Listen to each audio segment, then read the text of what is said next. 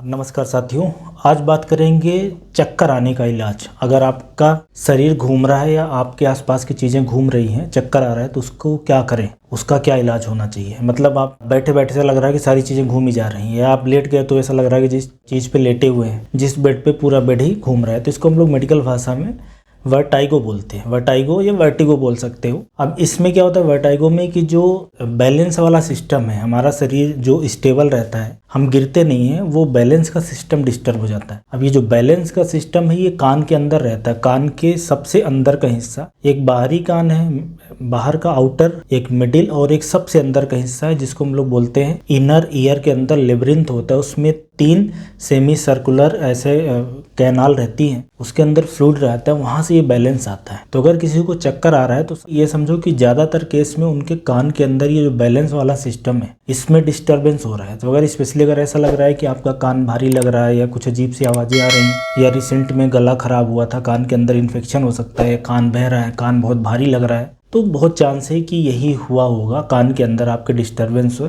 हालांकि जो कारण होता है मतलब इस वर्टाइगो का, उसको हम लोग बोलते हैं BPPV, बिनाइन पैराक्सिमल पोस्चुरल वर्टाइगो। अब इसमें क्या होता है कि ये जो फ्लूइड होता है कान के अंदर, जो 3 वो सेमी सर्कुलर कैनाल होती है जिसके अंदर ये फ्लूइड होता है, उस फ्लूइड के अंदर छोटे क्रिस्टल आ जाते हैं। ये एज रिलेटेड चेंज है, उम्र बढ़ने के साथ टिश्यू डेड होता है, उसमें ये छोटे कैल्शियम के डिपॉजिट आ जाते हैं, उससे बैलेंस का सिस्टम खराब हो जाता है। तो ये जो BPPV की समस्या है ये इस कारण होती है, इसलिए मोस्टली 50 साल 60 साल की उम्र के लोगों में देखोगे, और महिलाओं में थोड़ी ज़्यादा कॉमन है। बहरहाल करें क्या, इलाज बताइए। अब इस पे आ जाते हैं। तो आपको ये करना है कि इसके लिए तो कुछ दवाइयाँ हैं, मेडिसिन, जो ज़्यादातर लोगों का ये जो वर्टाइगो की समस्या है, चक्कर आने की समस्या है, या सर घूमने की या शरीर घूमने की या आसपास की चीज़ें घूमने की समस्या है, वो 3-4 दवाइयों से ज़्यादातर लोगों का ठीक हो जाता है। उसमें से एक प्रमुख दवा होती है एंटीहिस्टामिनिक, हम लोग बोलते हैं। हिस्टामिन एक केमिकल है, शरीर में रिलीज होता है, उसके अगेंस्ट में दवा दी जाती है एंटीहिस्टामिनिक दवा। ऐसा समझे बीटा हिस्टीन या सिनारिजिन,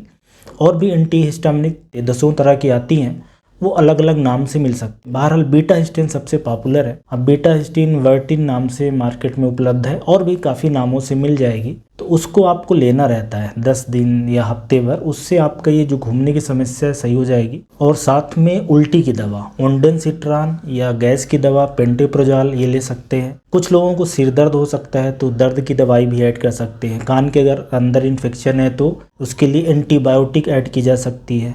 कुछ लोगों को स्टेरॉइड वगैरह भी लिख दिया जाता है। तो ये 3-4 दवाइयाँ देने से मोटा मोटा ये समझें कि ज़्यादातर लोगों के अंदर जो ये घूमने की समस्या है, चक्कर आने की समस्या है, वर्टाइगो की समस्या है, वो सॉल्व हो जाती है। ऐसा समझो कि 80 से 90% लोग तो इससे रिस्पॉन्ड कर जाते हैं। और जिनको इससे भी आराम ना मिले तो कुछ दिन बाद फिर एक्सरसाइज आती है, मतलब इस हेड की और नेक की एक्सरसाइज आती है, उसको भी करवाया जाता है। या बैलेंसिंग पूरा एक प्रोटोकॉल है, प्रोसीजर है कि शरीर के बैलेंस को कैसे सही करा जाए, तो उसको करने से फिर ये आराम धीरे धीरे मिलने लगता है। तो ये तो बात हो गई अगर कान के अंदर दिक्कत है तो। कान के अंदर वैसे 1-2 और समस्याएं होती हैं इन्फेक्शन के अलावा भी, उसके अंदर भी सेम समस्या आएगी। बहरहाल अगर आपको ये दवा लेने के बाद भी आराम नहीं मिलता तो आप ENT डॉक्टर के पास जाके पूरी इसकी जांच करा सकते हैं। अब जो कुछ और कारण अगर उसकी बात करें तो एक तो ये जो सर्वाइकल स्पॉन्डिलोसिस है, मतलब यहाँ की जो स्पाइन होती है उसमें डिस्टर्बेंस होना। स्पाइन में क्या डिस्टर्बेंस होता है, उसमें जो डिस्क होती है वो डिजनरेट होती है, उससे नर्व कंप्रेशन होता है, और कई बार ब्लड सप्लाई भी ब्रेन की प्रभावित होती है। तो ऐसे लोग जिनके गर्दन में दर्द हो, यहाँ पे दर्द हो, हाथ पाँव में झुंझुनाहट आ रही हो, इधर पीछे भारी लग रहा है, इसका मतलब है कि सर्वाइकल स्पॉन्डिलोसिस हो सकती है, उसके कारण से चक्कर आ रहा है।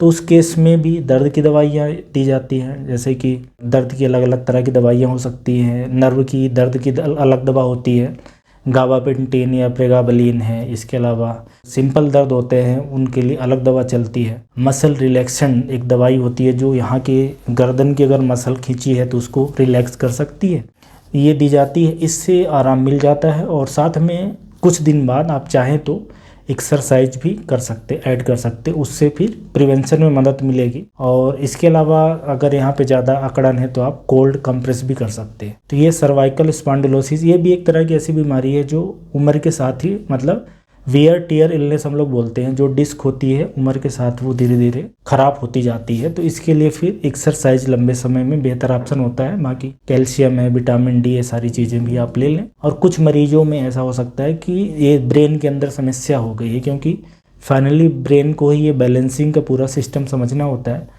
तो ब्रेन के अंदर इन्फेक्शन हो जाए या वहाँ पे ब्लड सप्लाई प्रभावित हो जाए, जो लकवा मारने की समस्या होती है कि ब्लड सप्लाई नहीं मिलने से ब्रेन का हिस्सा खराब हो गया। कुछ लोगों को ट्यूमर वगैरह हो सकता है, कुछ मानसिक दवाइयाँ हैं, या कुछ लोगों जिनको मिर्गी की समस्या रहती है। तो ये रेयर कारण है, मतलब ज़्यादातर बार तो ये कान के अंदर समस्या का कारण होता है, और रेयर कारण में दिमाग के अंदर कोई समस्या हो सकती है और गर्दन के अंदर समस्या हो सकती है। और जो वैसे कमजोरी या चक्कर या बिल्कुल ऐसा लगता है कि सिर बिल्कुल हल्का हो गया या सिर बहुत भारी हो गया, इसके और भी कारण हो सकते हैं। वो शरीर के दूसरे हिस्सों में हुई समस्याओं के कारण भी हो सकते हैं।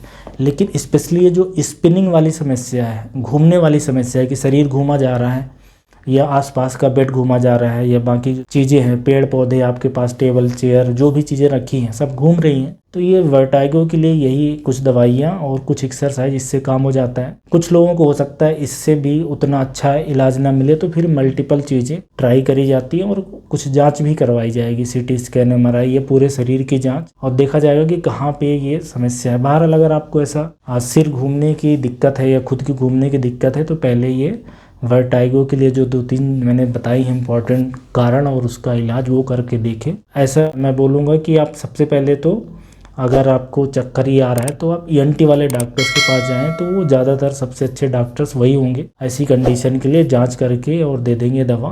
कुछ केसेस में आपको अपने गर्दन की और सिर की जांच करवानी पड़ सकती है। तो ये वीडियो हेल्पफुल होगा ऐसे लोग जिनको घूमने की समस्या, वर्टाइगो की समस्या है, ऐसी मेरी उम्मीद है। Thank you.